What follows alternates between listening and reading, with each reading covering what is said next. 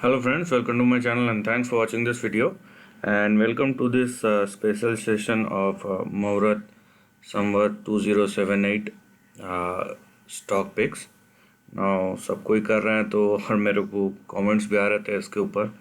तो any how एक auspicious day है। लोग यहाँ पे सेंटिमेंटली इमोशनली सही लेकिन एक आप बोल सकते हैं कि अच्छी सोच के साथ और एक अच्छी शुरुआत करने के लिए कि भाई शुभ रहेगा, ऑस्पिशियस है, इसीलिए इस दिन पैसा लगाते हैं, स्टॉक्स खरीदते हैं या जैसा भी इन्वेस्टमेंट करते हैं जो भी स्टॉक मार्केट या फाइनेंशियल प्रोडक्ट से जुड़ा हुआ है ना। तो इस सेशन में हम वैसे ही 5 स्टॉक देखेंगे, नेक्स्ट 5 स्टॉक्स। तो इसमें बेसिकली क्या है कि ये स्टॉक्स जो है इनको चुनने के पीछे या ये ऐसे स्टॉक्स है जो आप जानते हैं। पहली बात तो एक तो सबको पता होना चाहिए, उसके बाद उसमें पोटेंशियल होना चाहिए, तीसरी बात उसका अपना एक मार्केट होना चाहिए, चौथी बात ग्रोथ, पांचवी बात अपॉर्चुनिटी, छठी बात कि चैलेंजेस को फेस करते हुए भी ये स्टॉक्स किस तरीके से परफॉर्म करते हुए आए हैं और आगे कैसे अपॉर्चुनिटीज़ बन सकती है। तो बहुत सारी चीज़ें हैं लेकिन यहाँ पे एक चीज़ देखिए कि हम बहुत बार क्या करते हैं कि चीज़ों को नज़रअंदाज कर देते हैं, छोड़ देते हैं कि भाई ये तो बहुत बढ़ चुका है या ये स्टॉक तो सभी खरीदते होंगे, ऐसा वैसा 10 रीज़न होंगे आपके पास। तो इसके पीछे आपके पास 10 रीज़न होंगे लेकिन एक रीज़न काफ़ी होता है कि इसमें अपॉर्चुनिटी है कि नहीं और क्या ये स्टॉक्स हमें आगे मुनाफा कमा के दे सकता है कि नहीं। सिंपल एक ही पॉइंट पे सवाल जाके अटकता है। आप 1 साल एनालिसिस कीजिए, 10 साल कीजिए, 50 साल कीजिए कि मुझे प्रॉफिट मिल रहा है कि नहीं, ठीक है, और क्या मैं जो कंपनी में पैसा लगाऊंगा उसमें प्रॉफिट कमा के दे सकता है या नहीं दे सकता है, वो कैपेबिलिटी है कि नहीं उसके पास, राइट। शुरू करते हैं हम। और इंटरेस्टिंग पिक्स है, होपफुली आपको इंटरेस्टिंग लगे क्योंकि पूरे अलग अलग सेक्टर से है। आई डोंट थिंक कि एक सेक्टर दूसरे सेक्टर से मैच करता है। और आपको मैं जब बोलता हूँ कि आप ये सब स्टॉक्स वेल नोन है तो ये सब स्टॉक्स वेल नोन ही है, आपको समझ में आ जाएगा, ठीक है। सो लेट्स स्टार्ट, चार्ट्स की तरफ चलते हैं हम। तो ये आपके सामने पहला स्टॉक है। होपफुली अगर जिसने पहचान लिया होगा देखते ही वो ठीक है, नहीं तो मैं बता देता हूँ। ये स्टॉक है भारती एयरटेल, ठीक है। इसके ऊपर मैंने वीडियोस बनाए हुए हैं ऑलरेडी, लेकिन ये स्टॉक ऐसा है जो आपका स्टैंड आउट परफॉर्मर है। जनरली टेलीकॉम ऐसा सेक्टर है जो ऑलरेडी आप बोल सकते हैं कि रूल्स रेगुलेशन गवर्नमेंट पॉलिसीज़ 10 तरह की चीज़ें हैं, लेकिन इनको फेस आउट करते हुए भी ये स्टॉक ने आउट परफॉर्म किया है। किस तरीके से, मैं हमेशा बोलता हूँ कि देखिए ये जो साइडवेज एक्शन था पिछले 13-14 साल का, ठीक है, इतने वोलेटिलिटी के बावजूद भी स्टॉक साइडवेज चला गया, उसमें से भी 2 बार स्प्लिट भी हुआ है। तो आप अगर आपने प्राइस के बढ़ने से पैसा नहीं कमाया है लेकिन क्योंकि आपका स्टॉक दुगना हो गया तो आपने वैसे ही पैसा कमा ही लिया है। ये स्टॉक अब देखिए 2002 के लो से 2007 के हाई तक 5-5.5 हज़ार% का रिटर्न दिया, उसका पूरा फ्लैट हो गया। अभी सिंपली ये ब्रेकआउट हो गया। अभी सिंपली क्या हुआ है, ये यहाँ पे देखिए आप, ब्रेकआउट हो गया 560 के ऊपर। यहाँ पे जो 512 और 560 ये दो आपके लेवल्स थे, रेजिस्टेंस लेवल, इनके ऊपर ब्रेकआउट हो गया है। नीचे जो है आपका बड़ा सपोर्ट 228 और 260 पे था। और ये ब्रेकआउट होते समय भी आप देखिए 2020 में एक अटेम्प्ट लिया, नीचे गिरा, और ये मंथली चार्ट है, यहाँ पे बड़े बड़े फॉल्स आए थे। उसके बाद फिर से 2020 में ही दूसरा अटेम्प्ट लिया, नीचे आया, तीसरा अटेम्प्ट लिया, बहुत तेज़ी से नीचे आया, चौथा अटेम्प्ट लिया, फिर क्रैश हुआ, और ये 5वें अटेम्प्ट में ये ब्रेकआउट हुआ है, तो यहाँ पे बहुत बार अटेम्प्ट्स भी ले चुका है, फेलियर हो चुके हैं, उसके बाद इसने फाइनली ब्रेकआउट लिया है और अभी 600 700 के आसपास ये होल्ड कर रहा है। तो नो डाउट ये एक बड़ा ट्रेंड जनरेट किया है, और जब इस तरीके का ब्रेकआउट होता है तो हमें सीरियसली लेना चाहिए चीज़ों को। ठीक है, ट्रेंड की बात करें यहाँ पे, मैं जनरली जो दिखता है उसी पे भरोसा करता हूँ, और जो समझ में आता है उतना ही समझता हूँ, ज़्यादा समझने की कोशिश नहीं करता। ठीक है, क्योंकि स्मार्टनेस और ओवर स्मार्टनेस में बहुत ज़्यादा फ़र्क होता है। मेरे को 10 चीज़ें पता है उसका मतलब ये नहीं है कि मैं हर चीज़ हर जगह पे अपना दिमाग लगाऊं। सिंपल सा ट्रेंड है और हम उसको सिंपल तरीके से रखेंगे। और अगर आप ये सोच रहे हैं कि खाली इसमें 5G 6G, बात ये नहीं है। आज डेटा ड्रिवन इंडस्ट्री है, डेटा ड्रिवन इंफ्रास्ट्रक्चर है, डेटा ड्रिवन सोसाइटी है। तो किस तरह की अपॉर्चुनिटीज़ आगे और आ सकती है हमको नहीं पता है। यहाँ पे अगर आप सिंपल सा चार्ट बनाया है, यहाँ पे आप देखिए, ये क्योंकि ब्रेकआउट हो चुका है और नो डाउट आगे जो हमारे पास टारगेट्स हैं वो यहाँ पे देखिए आप 8,000 से 9,000 से 12,000 के बीच में आपको बड़े ट्रेंड यहाँ पे आने वाले सालों में दिखाई दे सकते हैं। आई डोंट थिंक कि इस तरीके का ट्रेंड आपको किसी ने बताया होगा। अगर किसी ने भी बताया होगा, आप प्लीज़ कमेंट सेक्शन में लिख कर बताइए कि भारती एयरटेल का इस तरीके का एनालिसिस किसी ने किया है, और जो ट्रेंड या जो लेवल्स मैं बता रहा हूँ इस तरीके किसी ने दिया है। ठीक है, तो यहाँ पे 8,000 से 12,000 के बीच में आपको आने वाले सालों में, अगर ये ट्रेंड सही में ये कोई बड़ा ब्रेकआउट है, तो आपको ये लेवल्स बिल्कुल यहाँ पे दिखाई देंगे, क्योंकि बड़े ब्रेकआउट से हम ये एक्सपेक्ट करते हैं कि यहाँ पे लेवल्स जो होंगे वो भी बहुत बड़े होंगे। राइट, तो ये होगा पहला पिक। दूसरा जो है ये भी एक बहुत ही दूसरा जो है ये भी एक बहुत ही नामी कंपनी है, और ये आप बोल सकते हैं 2016-17 तक तो मतलब इसने जिस तरीके का मोमेंटम दिखाया है, उसके बाद नो डाउट पूरा बाजार करेक्शन में आ गया है। 2 साल इकोनॉमी बंद थी, उसके वजह से झटका लगा है। तो दूसरी जो स्टॉक है या दूसरा जो स्टॉक है, दूसरा जो स्टॉक आप देख रहे हैं यहाँ पे वो है PVR।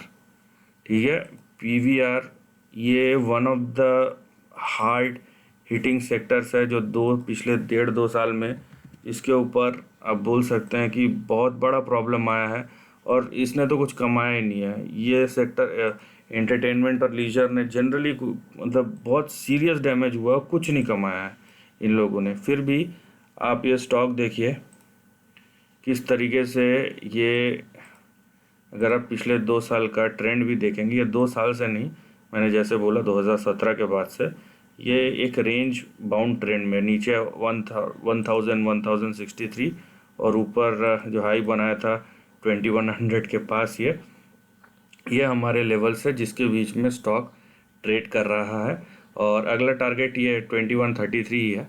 ठीक है, उसके ऊपर ब्रेकआउट हुआ तो हमारे बड़े ट्रेंड खुलते हैं।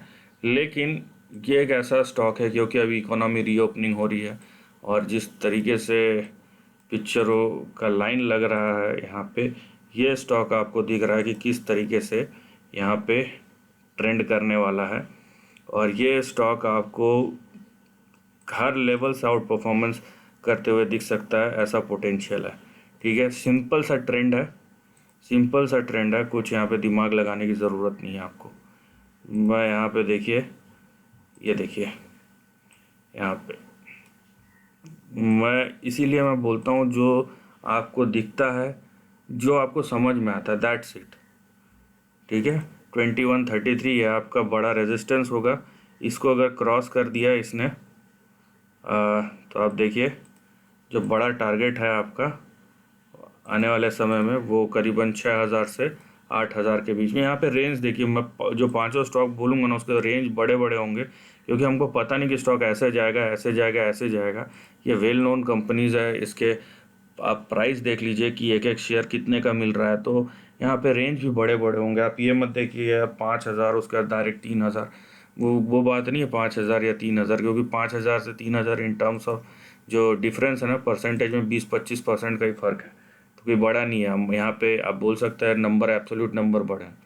तो ये जो है ये हमारे बड़े लेवल्स है जिन पे हमें ध्यान रखना है, और ये हमारा बड़ा ट्रेंड है पीवीआर का। ठीक है, तीसरा जो है आपका, ये इससे भी इंटरेस्टिंग स्टॉक है, और ये है बैंकिंग से। ठीक है, और मज़े की बात है ये एक हाई बीटा काउंटर है। अब बैंकिंग क्या है, बैंकिंग जो है देखिए, इकोनॉमी जब बढ़ता है तो बैंक्स उसके मेन फंक्शनरी होते हैं, क्योंकि इकोनॉमी में पैसा जो चैनलाइज होता है, जो एक सिस्टमेटिक तरीके से इनफ्लो आउटफ्लो होता है, वो होता है एक फाइनेंशियल इंस्टीट्यूशंस के थ्रू, और बैंक उसमें एक बहुत इंपॉर्टेंट पार्ट प्ले करता है। तो तीसरा जो स्टॉक है आपका इस दिवाली पिक में वो है IndusInd bank. IndusInd bank no doubt एक हाई बीटा काउंटर है, इसके मूव्स बहुत फास्ट होते हैं, बहुत तगड़े होते हैं। अब ट्रेंड देखिए, बहुत ही सिंपल और सादा ट्रेंड है, कोई ज़्यादा नहीं। हाँ, वोलेटिलिटी है बहुत बड़ी बड़ी, आप देख रहे हैं वोलेटिलिटी कितना है, बहुत बड़ा है ये, नो डाउट। लेकिन वो बड़े वोलेटिलिटी बड़े अपॉर्चुनिटीज़ क्रिएट करते हैं। और मज़े की बात है, ये जो 2017-18 का हाई था, ये तो अभी तक गया ही नहीं वहाँ पे, या वो वहाँ से भी दूर है। तो ये जो आपका हाई बना था लास्ट अराउंड 2100 के आसपास, ठीक है, ये आपका नेक्स्ट टारगेट होगा या रेजिस्टेंस होगा। लेकिन इसको एक बार क्रॉस कर लिया इसने आने वाले समय में, ठीक है, एक बार ये रेजिस्टेंस क्रॉस हो गया तो यहाँ पे देखिए आप ट्रेंड का टारगेट देखिए। ठीक है, आप यहाँ पे ट्रेंड का टारगेट देखिए कि किस तरीके से मूवमेंट आने वाला है, और हमारा जो टारगेट है वो होगा यहाँ पे 5,300 से लेके यहाँ पे 8,200-300 के बीच में। तो ये है बड़ा टारगेट जिसको हम आने वाले महीनों या सालों में चेस कर रहे हैं। ठीक है, तो ये हमारा बड़ा ट्रेंड है। ये बड़ा ट्रेंड देखिए, नीचे बड़ा ट्रेंड देखते हैं तो नीचे जो सपोर्ट है 330 का है, ऊपर जो है 5,000 से 8,300 के लेवल्स आपको दिखाई देंगे। तो ये एक बड़ा स्टॉक है, ये पिक नंबर 3 है जो आपको यहाँ पे देखने मिलेगा। चौथा है, ये इससे भी इंटरेस्टिंग है और ये हर किसी ने सुना हुआ है। ठीक है, और इस स्टॉक का नाम है आइशर मोटर्स। ठीक है, अब आइशर मोटर्स किसको नहीं पता है भाई, बुलेट किसको नहीं पता है। लोगों को लगता होगा यार क्या हो रहा है यहाँ पे। और ऑटो सेक्टर देखिए, ऑटो सेक्टर में प्रॉब्लम्स है आपको यहाँ पे। ऑटो सेक्टर में जो भी टेक्नोलॉजी से जुड़े हुए हैं सब में प्रॉब्लम्स है, और चिप क्योंकि सबका मेन कंपोनेंट होता है उसके वजह से प्रॉब्लम है। लेकिन आपको देखना है कि स्टॉक किस तरीके से परफॉर्म कर रहा है। यहाँ पे हो सकता है ये थोड़ा सा अलग है in terms of price action. Short term में देखेंगे तो हो सकता है करेक्शन आए, कंसोलिडेशन आए, लेकिन आप अगर इसका लॉन्ग टर्म ट्रेंड देखते हैं तो आपको कुछ और ही नज़र आएगा। ठीक है, मैं आपको बना के बताता हूँ। और इसका भी चार्ट उसी तरीके से है, इसका भी चार्ट सिंपल है, स्टेडी है, कोई ज़्यादा दिमाग लगाने की ज़रूरत नहीं है यहाँ पे। ठीक है, और ये अपने आप में अपने सेक्टर में लीडर है। आप चाहे एक्सपोर्ट्स बोलिए, इसके इतने जगह पे इसके एक्सपोर्ट्स है। आप देख रहे हैं कि किस तरीके का ये प्रोडक्ट बनाता है, सब चीज़ आपको पता है, सब चीज़ आपके आंखों के सामने है। यहाँ पे आप ट्रेंड भी देखेंगे उतना ही सिंपल ट्रेंड है। ठीक है, लोगों को लगता है यार इतना हो गया कितना, जो परफॉर्म कर रहा है वही परफॉर्म करेगा। ठीक है, सिंपल सी बात है। आप ये सिंपल आप क्रिकेट एनालॉजी में आप देख लीजिए कि एक बार जो अच्छा बैट्समैन होता है, ठीक है, वो अगर 2 मैच में परफॉर्म अगर नहीं करता है तो हम किसी ऐसे प्लेयर के बारे में नहीं सोचना शुरू कर देते हैं जो अभी अभी रणजी ट्रॉफी जीत के आया है, जो इंटरनेशनल मार्केट आप बोल सकते हैं इंटरनेशनल टूर्नामेंट में जो फेवरेट रहता है किसी भी कंट्री का हो, वही बैट्समैन या वही बॉलर फेवरेट रहता है, क्योंकि हर सिचुएशन एक जैसा नहीं होता है। लेकिन यहाँ पे आपको उतना ज़्यादा रिस्क नहीं है, over a period of time stock perform करते हैं। ठीक है, यहाँ पे आप देखिए सिंपल सा 2200 का नीचे आप स्टॉप लॉस लगा लीजिए, या फिर देखिए कि 2200 के ऊपर टिक रहा है या नहीं टिक रहा है। अगर टिक रहा है तो आपका अगला टारगेट है 4400 के आसपास। लेकिन इसका जो बड़ा टारगेट है आने वाले सालों में, आप देखिए ये यहाँ से बहुत ऊपर है। ये जो टारगेट है आपको, अगर नहीं तो भी आप 25,000 से लेके अराउंड 40,000 के आसपास है। तो यहाँ से भी आप बोल सकते हैं ये 10 टाइम्स जा सकता है। ये इतना अपॉर्चुनिटी यहाँ पे आपको मिलेगा कि ये ऊपर और 10 टाइम्स जा सकता है। तो ये है आपकी अपॉर्चुनिटी जो आपको दिखना चाहिए। और हम क्या है कि हम ये सब छोड़ देते हैं। जहाँ पे आपको स्टेबिलिटी मिले, जहाँ पे आपको स्ट्रेंथ मिले, जहाँ पे लोगों को पता है कि पैसा आएगा, हमको वहाँ नहीं जाना है। हमको क्या है कि स्मार्टनेस और ओवर स्मार्टनेस के चक्कर में हम रिस्क भी लेंगे, हम उतना प्रॉफिट भी नहीं कमाएंगे, और उसके बाद हम ये भी बोलेंगे देखा कम से कम मैंने प्रॉफिट में तो निकाला। तो वो ऐसा नहीं होता है। ठीक है, मैं कम से कम रिस्क लेके ज़्यादा से ज़्यादा जहाँ प्रॉफिट निकाल सकूँ वो होता है अपॉर्चुनिटी। तो ये हो गया चौथा, आयशर मोटर्स। पांचवा जो है, ये सबसे बड़ा आप बोल सकते हो पिछले 2 साल में ये सेक्टर अब पूरी तरीके से अब डिस्ट्रक्शन के कगार पे आ गया था। और जिस तरीके से धीरे धीरे उभर रहा है और जिस तरीके से चेंज हुआ है वो है होटल्स। और उसमें से एक बड़ा नाम है फ्रेंड्स इंडियन होटल का। इंडियन होटल नो डाउट एक ऐसी कंपनी है जिसको, और ये इसका ब्रांड इतना बड़ा है यहाँ पे। ठीक है, और यहाँ पे बहुत सारी चीज़ें हो चुकी हैं। तो नो डाउट यहाँ पे हमें ध्यान देना चाहिए। और क्योंकि अभी आप बोल सकते हैं कि अ, जो इकोनॉमीज़ है वो अभी सुधरने के कगार पे है। और क्योंकि हम अब दिवाली नवंबर में आता है, हम यहाँ पे फेस्टिवल सीज़न में तो है ही, लेकिन हम हॉलीडे सीज़न में हैं। तो जब हॉलीडे सीज़न में, तो आप समझ लीजिए कि हम किस अपॉर्चुनिटी को देख रहे हैं। ठीक है, और आने वाले साल में 2022 में जब चीज़ें खुलेंगी, जब लोग और ट्रैवल करेंगे, तो अपॉर्चुनिटी है किस तरीके से इंक्रीज़ होगा। तो पांचवा जो स्टॉक है फ्रेंड्स वो है इंडियन होटल्स। ठीक है, ये आपका पांचवा स्टॉक है। Fifth and the last but not the least, हर एक स्टॉक जो है अपने आप में चैम्पियन है। हर एक स्टॉक में अपने आप में अपॉर्चुनिटी है।